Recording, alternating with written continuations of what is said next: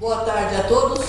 Hoje eu vou falar de novo daquela audiência pública do Ministério Público, promovida pelo GEDUC, porque foram 2 dias de audiência e é uma coisa assim que não dá para falar em 4 minutos. Eu preciso voltar aqui porque os lances foram assim interessantíssimos.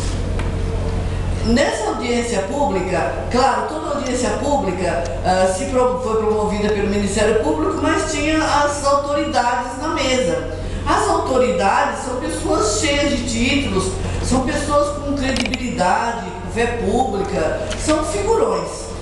Numa parte da audiência, eles, porque estava falando de direito de aprender, falando de educação, natural que se convidasse um professor importante, e esse professor, o nome dele é José Marcelino, professor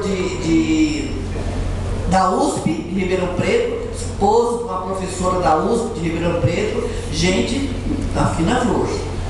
Interessante que esse professor fez um comentário na audiência que ele ficou surpreso quando ele viu o salário das professoras das escolas municipais da cidade de São Paulo, que é uma professora da escola municipal da cidade de São Paulo ganha muito mais do que o professor da USP. Claro que eles estavam falando com uma plateia que a predominância era gente da área da educação, que era da corporação. Causou aquele certo desconforto, porque ninguém fala quanto ganha.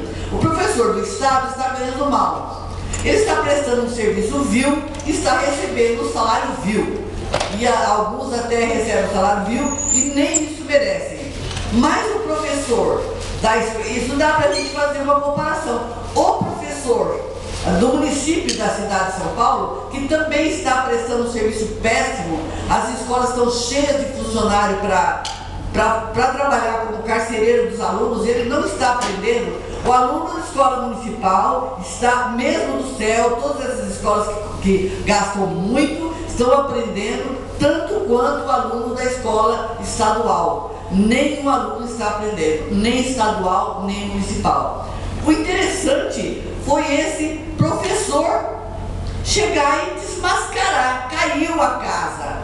Se o professor da escola municipal ganha mais do que o professor da USP, um professor cheio de títulos, que tem cargos e cargos e cargos, alguma coisa não está andando bem aí.